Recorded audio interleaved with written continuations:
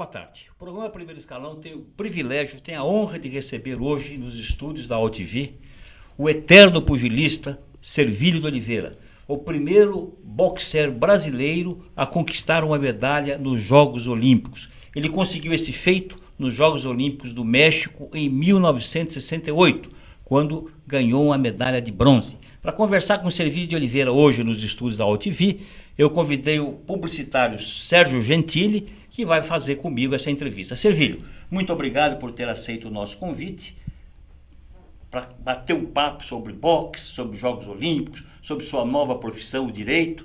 Muito obrigado por ter aceito o nosso convite. Eu gostaria que você começasse a falar sobre a sua trajetória, como é que você começou, um ligeiro traço biográfico da sua carreira e como é que você conseguiu esse tento maravilhoso, conquistar uma medalha de ouro que durante 44 anos foi o privilégio único de Servílio de Oliveira no esporte brasileiro. Boa tarde, Caetano, boa tarde, Gentili, boa tarde, amigos da OTV. Quero dizer que é um grande prazer receber o convite e poder participar desse programa. Na verdade, a minha carreira no boxe começou lá atrás, lá na década de 60, né? Quando surgiu... Ainda adolescente? Ainda adolescente, quando surgiu o Éder Joffre.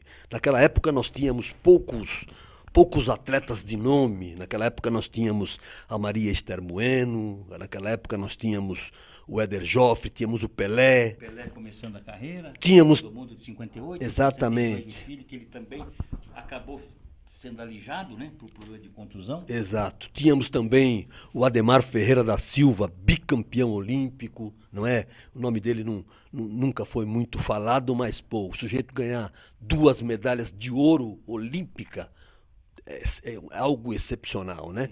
E aí eu comecei a treinar com os meus irmãos, todos entusiasmados com o Éder Joffre, e em 1966, já com 17 anos de idade, eu estreiei no torneio da Forja, fiquei campeão da Forja, e fiquei campeão paulista, e no ano seguinte fui disputar o torneio latino-americano no Chile. Antes disso... Mas na Forja você ainda era amador?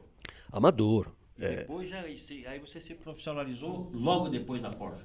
Não foi assim. Em 1966 eu fiquei campeão da Forja. Em 1967, eu fui defender o Brasil nos Jogos Pan-Americanos de Winnipeg, no Canadá.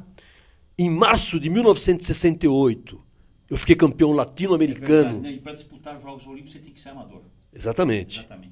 Uma correção. Exatamente. Ganhei o título lá. E em outubro do mesmo ano, de 1968, no dia 24 de outubro de 1968, eu conquistei a 14ª medalha de um brasileiro nos Jogos Olímpicos. Só uma correção, não foi medalha de ouro, foi medalha de bronze, 3º lugar. E que você vai celebrar essa conquista no ano que vem, no dia 24 de outubro, o 50º dessa conquista. Quais são os projetos para você celebrar esta data, 24 de outubro de 2018, 50 anos dessa conquista espetacular? Vai ser as bodas de ouro, né? Eu estou muito satisfeito com o trabalho que se está fazendo com a formação de jovens. O meu filho, por exemplo, está fazendo um trabalho muito bom. Tem uns meninos que fazem um trabalho muito bom também no interior de São Paulo. E tenho aí o meu neto, não é? O Luiz Gabriel, que recentemente foi convocado pela comissão do boxe da Confederação Brasileira, e eu espero que ele faça um bom estágio lá e que possa, em 2020, ganhar uma medalha também. E para Tóquio. Exatamente. Sérgio Gentili, por favor. Maravilha ver isso de um neto, hein? Para um campeão como você, maravilha. Eu queria saber de você, eu sempre curti muito boxe, a partir dos meus tios, do meu pai, todo mundo fã incondicional de boxe, os grandes atletas do boxe naquela época. Então a gente sempre vibrou muito com boxe. Eu brincava com meu tio que foi campeão paulista durante um tempo. Mas nunca dei para coisa, nunca fui bom nessa coisa de luva. Mas, de qualquer maneira, eu estava querendo, tenho uma curiosidade muito grande em saber o que o MMA, com esse mix de lutas, de estilos, o que ele pode prejudicar o boxe como arte, porque no meu período de garoto a gente considerava boxe como uma arte, né? Porque tem os grandes estilistas, né, do boxe. Olha, francamente, eu penso que o MMA é uma modalidade que chegou para ficar. Nós sabemos que na vida tudo passa, não é? Tudo vai e volta. Veja, o MMA, por exemplo, é uma modalidade dura, é uma modalidade que o pessoal luta praticamente com a mão livre, não é? E se você for analisar, se você for olhar no tempo, lá atrás, lá antes de Cristo, não é? O boxe era um esporte onde não havia ringue, mão livre, onde não havia ringue, onde não havia categorias. Aliás, o boxe estreou lá atrás, na antiguidade, na 43ª dos Jogos Olímpicos da Antiguidade. Isso em 668 a.C. 668 anos antes de Cristo. E depois dos Jogos Olímpicos ele teve uma parada de 1501 anos até 1894, quando o Barão de Pierre de Coubertin instituiu o Comitê Olímpico Internacional. Aliás, o Comitê Olímpico Internacional ele foi posto em 1894 e 2 anos depois, em 1896, teve os primeiros Jogos Olímpicos da Era Moderna. O boxe ainda não entrou? O boxe não entrou. O boxe só entrou, e aí eu vou concluir a questão do vale tudo, do MMA. Porque o boxe, por ser um esporte muito duro, um esporte onde se machucava muito, porque o sujeito de 150 quilos podia lutar com um sujeito de 60, bastava que o sujeito de 60 quilos tivesse coragem, não é? Sim. E isso causou um trauma, e o boxe não pôde participar dos primeiros Jogos Olímpicos que se deu na Grécia, não pôde participar dos segundos Jogos Olímpicos que se deu na França. O boxe só pôde participar do terceiro Jogos Olímpicos, se não me falha a memória, nos Estados Unidos. Em St. Louis, nos Estados Unidos, em 1904. E por que pôde participar aí? O boxe pôde participar aí, por quê? Porque lá em Londres, o pessoal fez lá umas regras que se chama Rondon Rules, e que essa regra, ela dá sustentação até hoje para a movimentação e para as novas regras que se dá no boxe, que é proteger a integridade física do esportista. Mas o MMA, Servilho, é um esporte muito violento. Exatamente. Eu vejo alguns combates e eu fico muito impressionado com a violência e com a falta de, eu diria até de disciplina com relação às normas, às regras que norteiam qualquer esporte. Em lutas marciais. O jiu-jitsu, por exemplo, o judô, é um esporte disciplinado, que os atletas respeitam as regras, o boxe também.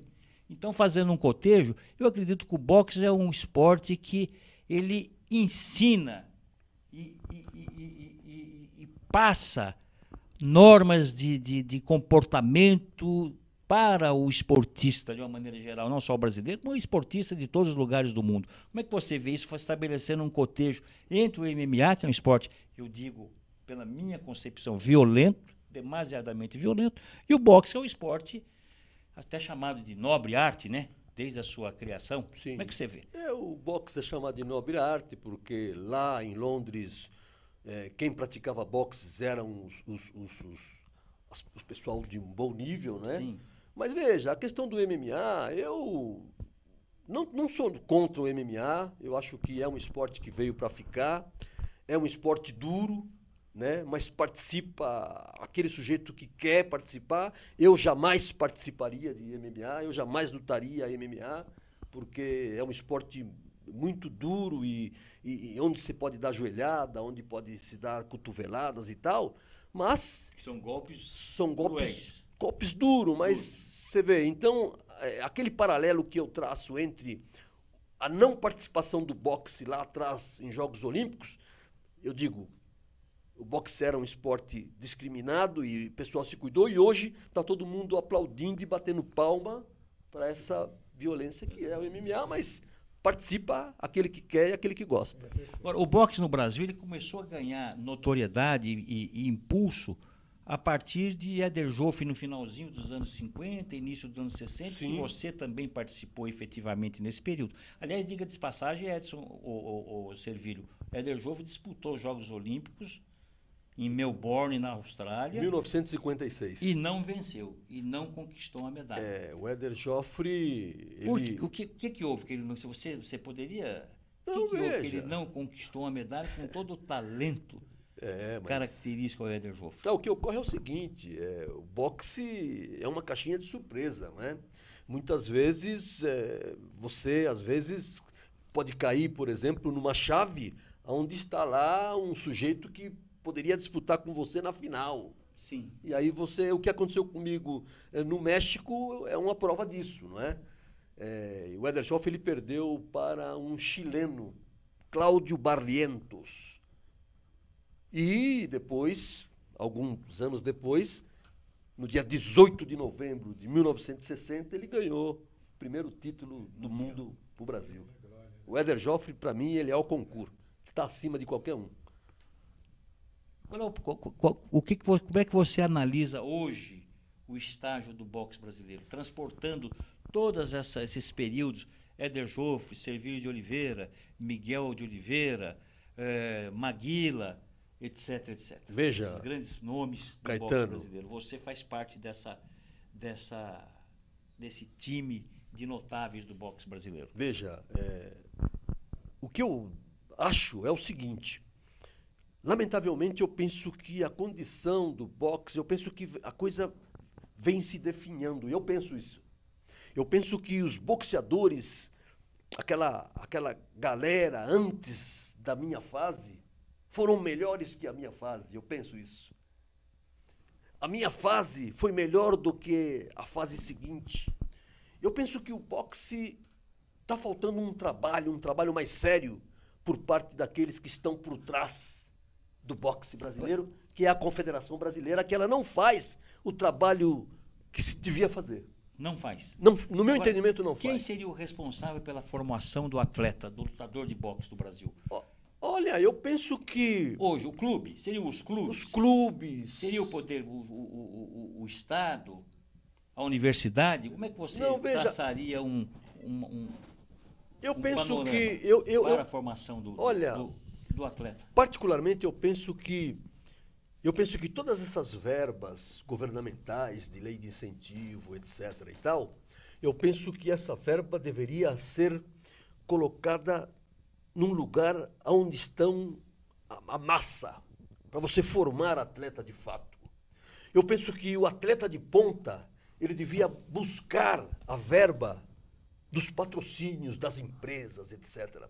E essa verba de lei de incentivo e etc., você devia trabalhar a base, porque aí você ia dar condições para os jovens que estão à beira da marginalidade. E você sabe, nós sabemos que o esporte é fundamental. Fundamental. Eu penso até que o boxe, que o esporte, ele poderia formar um tripé muito importante ao lado da cultura e da educação.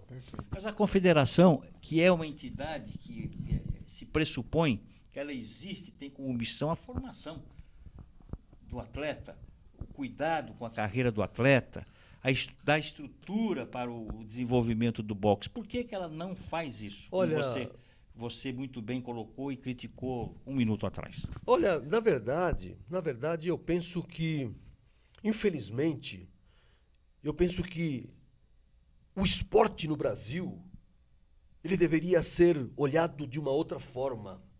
Eu penso que o esporte no Brasil teria que ser feito como se faz, por exemplo, em outros países mais desenvolvidos no esporte. E nos Estados Unidos, por exemplo, quem forma o atleta é a universidade. Universidade. E nos países socialistas é o Estado. Veja. China, Rússia, é o Estado. Só para você ter uma ideia, Cuba, que é um país diminuto, que é um país que é menor, tem uma população menor do que a cidade de São Paulo, estado de São Paulo. Que já formou grandes atletas do boxe. Cuba tem 11 milhões e 400 mil, mais ou menos, habitantes. População de São Paulo, praticamente. São Paulo tem 12 milhões. Menos um pouquinho. Né? É. Então, lá, sabe quantas medalhas Cuba já conquistou em Jogos Olímpicos? Cuba já conquistou 220 medalhas em Jogos Olímpicos. Enquanto que o Brasil, essa potência... 8 milhões e 500 quilômetros quadrados, 8 milhões e 500 mil quilômetros quadrados, uma população de quase 210 milhões de habitantes, tem apenas 127 medalhas. Por quê? Porque não há o interesse político de dar condições para o menos favorecido. Porra, vamos dar educação para esse povo. Eu acho que material humano não falta para trabalhar no esporte. Mas, infelizmente, as verbas são todas desviadas, não é? A gente tem visto aí e o dinheiro não chega onde tem que chegar. Gentili. Essa questão, ainda nessa questão, que eu acho que era extremamente interessante, existe o mercado. Então, o mercado tem um apelo muito forte para tudo que representa o MMA, né? Existe uma atração muito grande pelo MMA, pela grana que o pessoal fatura em cima disso e tal. Isso não é uma coisa que a confederação deveria prestar atenção para levar um pouquinho mais de seriedade para o uso, por exemplo, do boxe, no caso, que é um esporte individual, para escolas onde o pessoal joga vôlei, joga futebol de salão, joga futebol quando tem campo, e, na verdade, desprestigia os esportes individuais, né? Eu não digo só o boxe, mas outros esportes também. Isso é uma coisa que deveria ser discutida no nível de direção mesmo, direção do esporte pela confederação, por exemplo, pelo Ministério do Esporte, alguma coisa assim. Olha, é aquilo que eu disse, né? Eu penso que os esportistas de renome deveriam estar, por exemplo, à frente das confederações. Lá em Cuba, por exemplo, os ex-atletas são todos dirigentes. A partir do momento que o sujeito deixa de participar, ele passa a ser dirigente. Os caras têm, por exemplo, uma boa cultura, os caras têm, por exemplo, um grande ensinamento, são todos formados, não é? E, lamentavelmente, aqui no Brasil, você não tem condições para se formar e aí fica difícil. Você está me propiciando agora um bom gancho para eu lhe fazer uma pergunta muito delicada, Servilho. Nós temos um ex-atleta, Carlos Arthur Nussmann, foi jogador de vôlei, participou de várias equipes, assumiu vários cargos de comando em entidades esportivas desse país, foi presidente recentemente, foi durante vários anos presidente do Comitê Olímpico Brasileiro e há um mês e meio, 2 meses atrás, acabou sendo preso, acusado de corrupção, de ter participado de um complô para a venda do Rio de Janeiro para ser a sede dos Jogos Olímpicos de 2016. Como é que você avalia isso?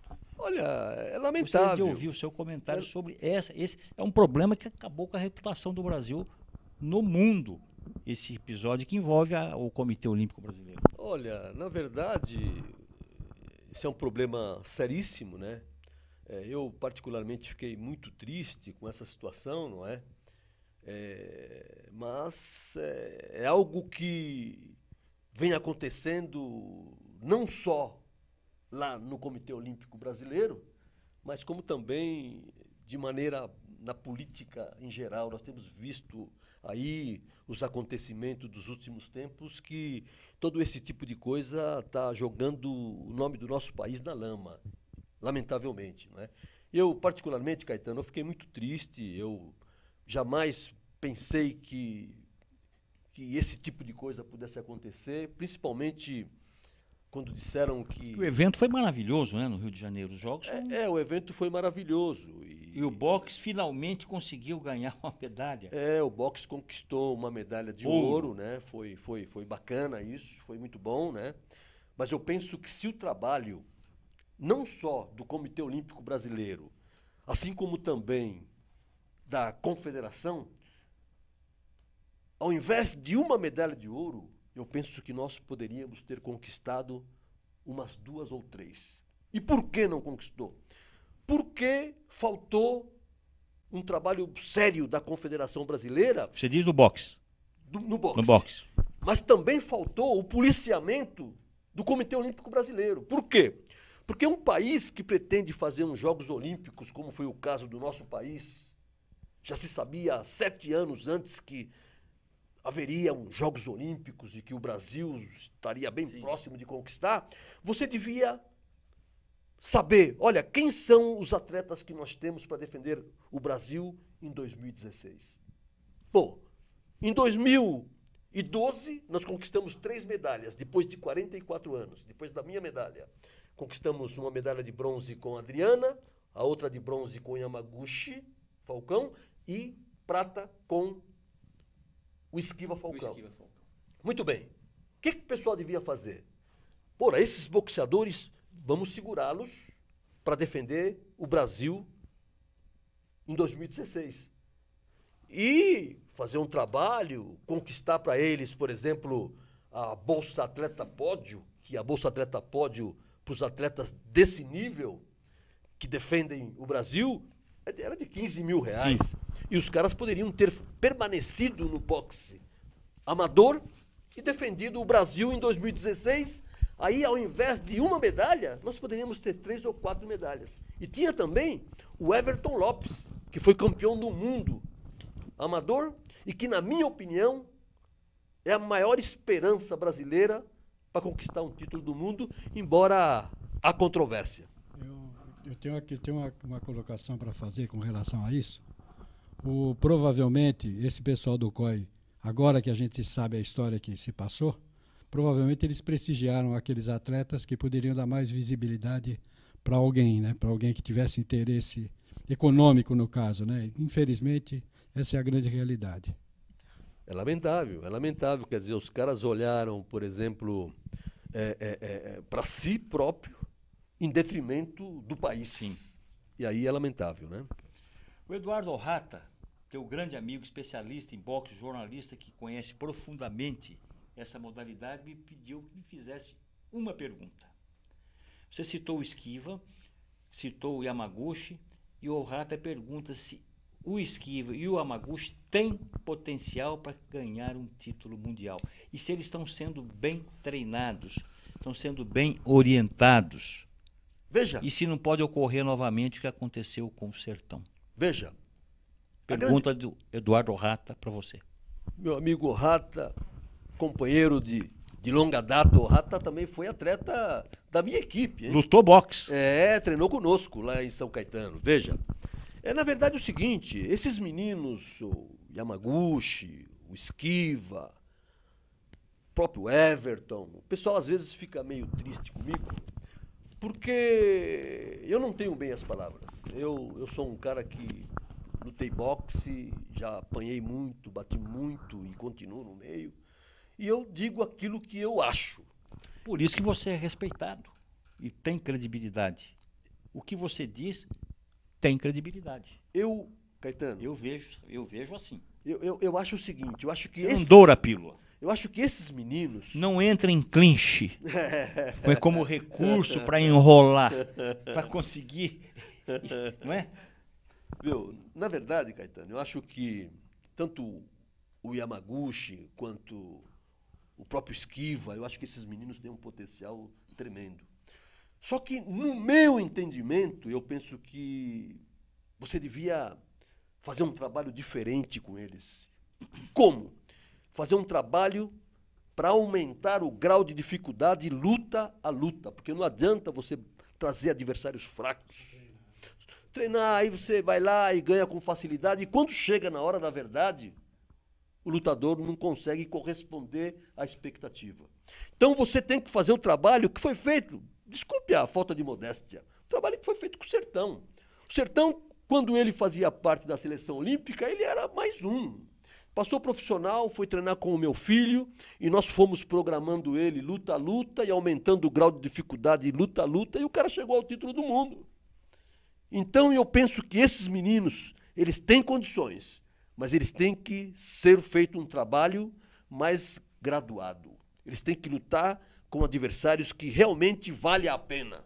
Porque senão, quando chegar na hora da decisão, a coisa pode complicar. E o que você está fazendo hoje para o boxe brasileiro, Servilho? Com a sua experiência, com a sua vivência, com o seu conhecimento? Eu acho que a tua contribuição seria de extrema valia para o desenvolvimento do boxe no Brasil hoje. Visando, inclusive, os Jogos Olímpicos de Tóquio. Você teria que ter uma participação efetiva nesse trabalho visando o Japão. Veja, Caetano, agradeço suas palavras, não é? Eu sou um tipo que venho trabalhando já há algum tempo no boxe. Nunca deixou de trabalhar, na verdade. Nunca deixei de Nunca trabalhar, deixou. mas lamentavelmente no Brasil é muito difícil. No Brasil, infelizmente, nós temos muitas dificuldades para poder atingir o alvo, é difícil. Eu venho batalhando há muito tempo, tentando formar projetos.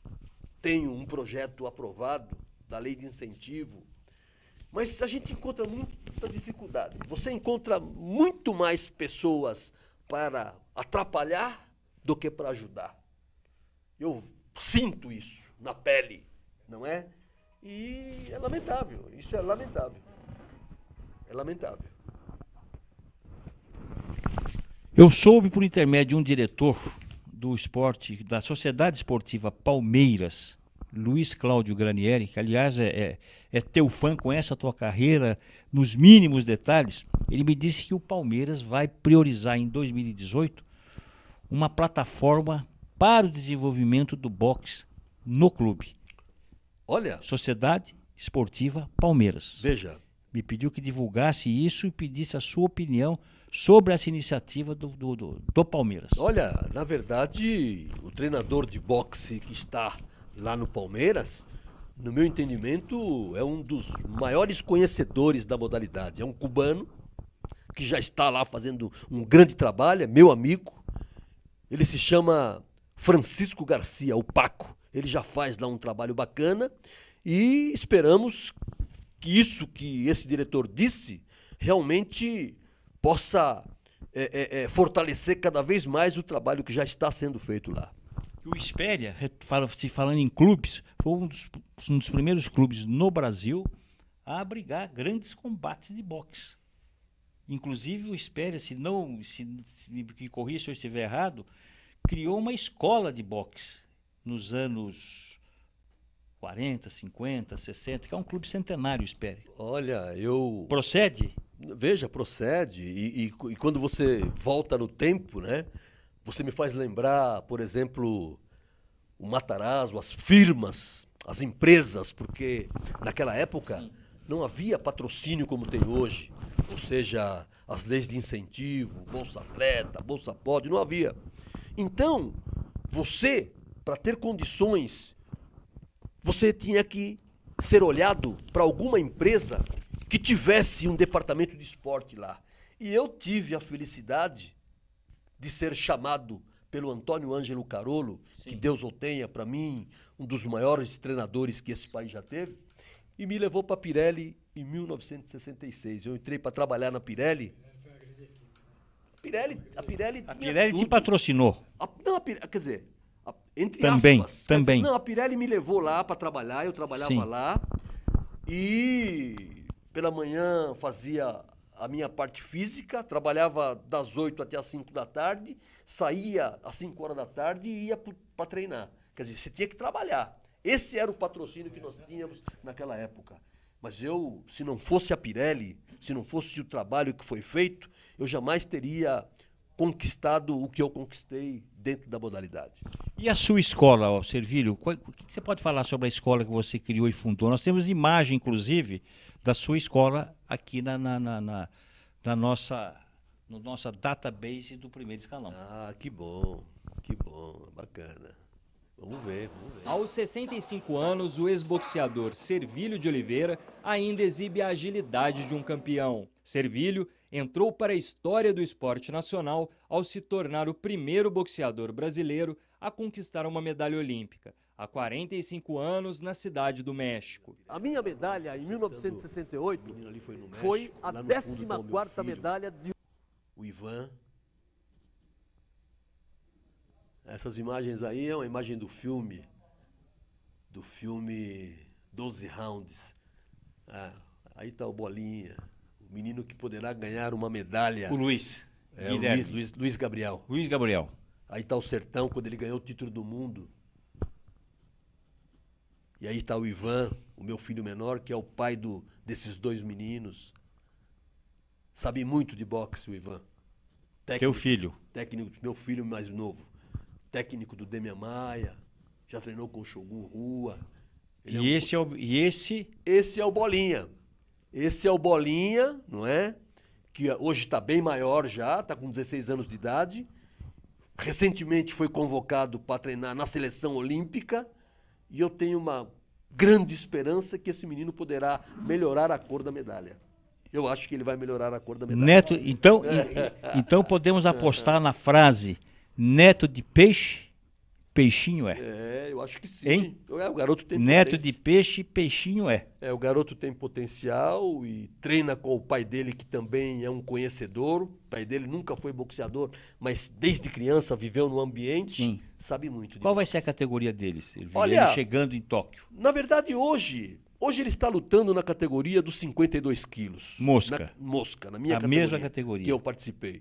Eu penso que lá no México, ele poderá lutar na categoria do México não, lá em Tóquio. Ele poderá lutar na categoria dos pesos galos, super galos, porque ele vai crescer, ele já cresceu bastante e vai ganhar com textura física. E para dar sorte, eu vou fazer uma sugestão para você. Pois não. Que ele use a camisa número 33. Essa foi a camisa que eu ostentei no México, né? Exatamente. Por favor, Gentili. Muito bom. Servílio, a gente tem na tua história, a gente tem uma história importante para ser passada para essa garotada que está chegando aí, para a juventude de hoje. Você praticou um esporte que era um esporte solitário, embora você tivesse treinador, tivesse uma equipe, mas é um esporte solitário. Você cresceu, ganhou títulos, teve que truncar a sua carreira, foi obrigado a truncar a sua carreira, voltou depois com toda a força de vontade, mas mesmo assim não era recomendável que você continuasse lutando.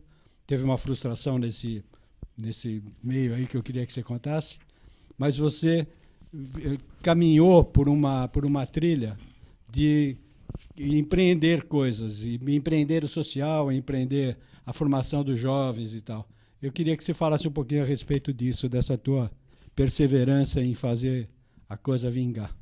Veja, na verdade, essa questão, por exemplo, de você sofrer alguns percalços na vida, você tem que ser forte. Você não pode jogar a toalha. Sim. Você tem que continuar lutando, não é? Eu, quando parei de lutar, não é? Podia ter jogado tudo às favas, mas eu penso que a minha maneira de ser, depois do nascimento do meu filho, do José Luiz, não é? O apoio que eu tive dos meus familiares lá no Chile, isso foi me dando consistência, porque se você não tiver, por exemplo, firmeza, você vai passar sarjeta. Você que acostumado a receber tapinhas nas costas e tal, o pessoal se reverencia, só bajulação, quando acaba tudo, se você não tiver o pé no chão, o bicho pega. E eu hoje continuo trabalhando, continuo com a meninada e acredito que o trabalho com a garotada é de fundamental importância, porque se você não conseguir fazer um campeão olímpico, um medalhista, um campeão do mundo, no mínimo você vai ensinar o melhor caminho para você formar um cidadão amanhã. Os grandes campeões, Servílio, recebem bolsas milionárias. Sim. De todas as categorias, mosca, galo, pena, etc. Você foi um grande lutador, um grande pugilista, no mesmo patamar desses grandes pugilistas que hoje recebem bolsas milionárias. Não ganhou Uma pergunta, pochete. você ganhou dinheiro com boxe? Infelizmente não. Eu acho que eu fui vítima da época. Não só eu. Não ganhou dinheiro com Não boxe? ganhei. Aliás, não só eu. O futebol mesmo, se você for analisar, o Edson Arantes do Nascimento, que é o maior jogador de futebol Sim. do mundo, se ele não tivesse se transferido para os Estados Unidos, talvez ele não tivesse as condições que ele tem hoje. Porque eu conheço muitos outros atletas que jogaram junto com o Edson Arantes do Nascimento e que estão levando uma vidinha precária. Contemporâneos dele. Contemporâneo dele. Por quê? Hoje não, hoje são verbas milionárias. Eu, particularmente, sabe qual foi a maior verba que eu recebi? Bolsa. Bolsa. Foi quando eu disputei o título sul-americano em Guayaquil, no dia 18 de dezembro de 1970. Ganhei $1.100. Ganhei o título sul-americano lá. Bolsa. Ganhei o título sul-americano lá, nocauteei o lutador no 7º round e ganhei $1.100. E lutei em Guayaquil, no Coliseu Cerrado. Coliseu Cerrado, quem conhece Guayaquil sabe do ginásio que eu estou falando. Nocauteei o sujeito no 7º round e tinha 10 mil pessoas no Você era estádio. campeão sul-americano. Não. Foi uma eliminatória que teve um chileno, um argentino, um brasileiro e um equatoriano. E desse quadrangular, $1.100.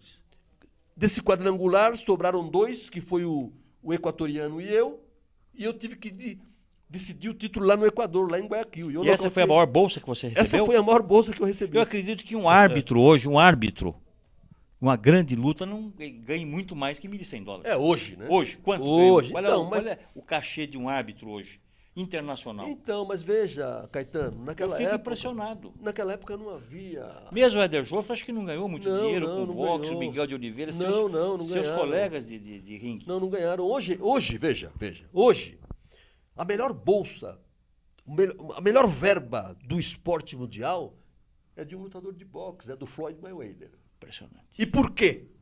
Porque o Floyd Mayweather, ele comprou os seus próprios direitos. Ele é o cara, ele não tem intermediário. Ele é o sujeito que vende as lutas deles. Não tem o empresário Não, ele não que tem. intermedia os combates. Para o pay-per-view, ele que negocia tudo. E por isso que ele é... Inclusive, essa última luta que teve Com o McGregor. com o McGregor, a verba que girou em torno dessa luta daria para sustentar o Neymar por 11 anos. Só para você ter uma ideia. Então, a maior verba de um esportista mundial é a do Floyd. Não tem Neymar, não tem Cristiano Ronaldo, não tem Messi, não tem ninguém. O maior ganhador de dinheiro do esporte mundial é o Floyd Mayweather, um lutador de boxe. Por que você não cria um instituto que tenha como missão o fomento do boxe no Brasil? Porque é muito difícil. Porque você não recebe ajuda, você não tem ajuda. E para você formar um instituto, você precisa ter pessoas Mas o com instituto vontade de ajudar. ele não é uma entidade sindical. Você tem uma série de prerrogativas que vão lhe propiciar prospecção de capital para você aportar Olha, na entidade. Veja, se eu encontrar algumas pessoas, como você, Caetano, como Gentili, algumas pessoas que podem me ajudar nesse aspecto para orientação, etc., podemos Eu correr tenho atrás, sim. plena certeza que com o seu histórico, com a sua experiência, com a sua trajetória, um instituto, Servílio de Oliveira, voltado para o fomento do boxe no Brasil, seria um sucesso Olha, imediato. Olha, e com, Caetano, e com o material humano que nós temos, nós temos material humano farto. Seria maravilhoso se os nossos representantes que estão lá em Brasília voltassem os olhos para essa população. Eu acho que ficaria muito mais barato do que ter os caras atrás das grades. Você pretende ir para Tóquio em 2020? Olha, tenho vontade. Tenho muita vontade. Veja, o meu netinho agora, se ele for fixado... Ele vai ter 18 anos lá, em 2020. Ele vai ter 18, 19 anos. Mas agora, o ano que vem, 2018, vai ter um torneio, um campeonato mundial da juventude, em Buenos Aires. Eu, particularmente, pretendo ir com os meus custos, eu quero ir lá torcer para ele. torcer pro meu menino lá em Buenos Aires, pro meu netinho. Você está calçando luvas novamente por conta do seu neto, né? Não, na verdade... Não é verdade isso? Na verdade, há um ano e pouco atrás, eu fiz lá um treininho com ele e tal, com ele, com o irmão dele, mas é... bem à distância. Tem uma questão que eu acho importantíssima, que você acabou, na tua explanação, acabou não contando, e eu vou colocar a minha próxima pergunta, é a provocação para que você fale diretamente disso. Qual foi a tua maior frustração no boxe? Ah, tá. Boa pergunta. A minha maior frustração no boxe, e é real, é real. A minha maior frustração foi em 1978, quando eu me credenciei para disputar o título sul-americano. Eu ia lutar contra o Martim Vargas em Santiago do Chile, e lá no Chile eles já me conheciam e sabiam do meu problema na vista. Depois de ter se recuperado do teu problema da vista e ter ganho novamente forma para lutar. Exatamente. Eu, quando parei de lutar na primeira fase, em 1971, eu tinha 15 lutas, depois voltei em 76 e lutei até 78, mais 5 lutas, ganhei as 5, inteirei 20 lutas e desafiei o chileno. E lá no Chile, os médicos e o pessoal da Prodep, a Prodep é a empresa que estava por trás do Martim Vargas, se apegou ao regulamento e disse que todo boxeador com menos de 1/4 divisão em uma das vistas não podia lutar. Se apegaram ao regulamento, dizendo proteger a minha integridade física, e não me deixaram lutar. E essa foi a maior frustração que eu tive, porque eu queria ter lutado no Chile contra o Martim Vargas, na casa da minha mulher, porque minha mulher é chilena, na casa dos meus 2 filhos, que nasceram lá no Chile, e eu não pude. Fale um pouco sobre a sua passagem no Chile, rapidamente. Olha, lá no Chile, eu cheguei lá em março de 1972, lamentavelmente, em 1973 teve lá o golpe militar, passei muito mal lá com o golpe militar, perdi emprego, etc. E permaneci lá mais uns 2 anos, e tendo que me retornar para o Brasil em 1975, foi no dia 10 de junho de 1975 que eu voltei, eu, minha mulher e os meus 2 filhos. E aí o Carolo, Antônio Ângelo Carolo, me arrumou para mim voltar novamente na Pirelli. O seu Carolo, eu tenho uma gratidão imensa por ele. Eu acho que o Carolo foi um segundo pai para mim. O Carolo foi algo espetacular, porque tanto na primeira fase da minha carreira, como na segunda fase da minha carreira, quando eu precisei dele, ele sempre esteve junto comigo.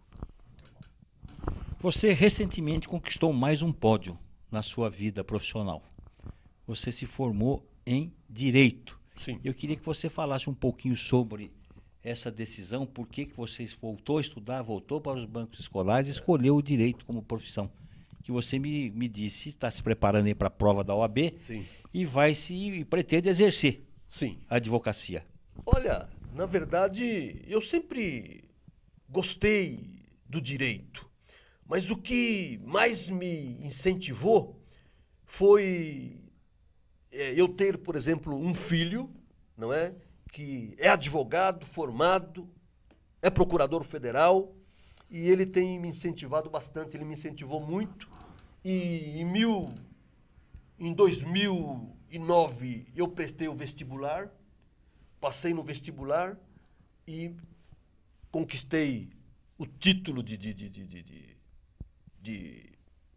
advocacia, né? E agora estamos trabalhando aí, fazendo cursinho, e no dia 19 agora vou participar da primeira fase e vamos ver. Não é fácil. E vai atuar em que área? Vou na trabalhista. Prática trabalhista. Eu gosto dessa matéria, tem outras que eu também gosto, mas a trabalhista eu acho que eu me adapto melhor, eu gosto mais. Se depender do seu talento para a dialética e a retórica, você será um grande advogado na tribuna. Pode ter certeza. Sem esquivas e sem clinches. Sérgio Gentili, muito obrigado. Infelizmente o nosso tempo está terminando.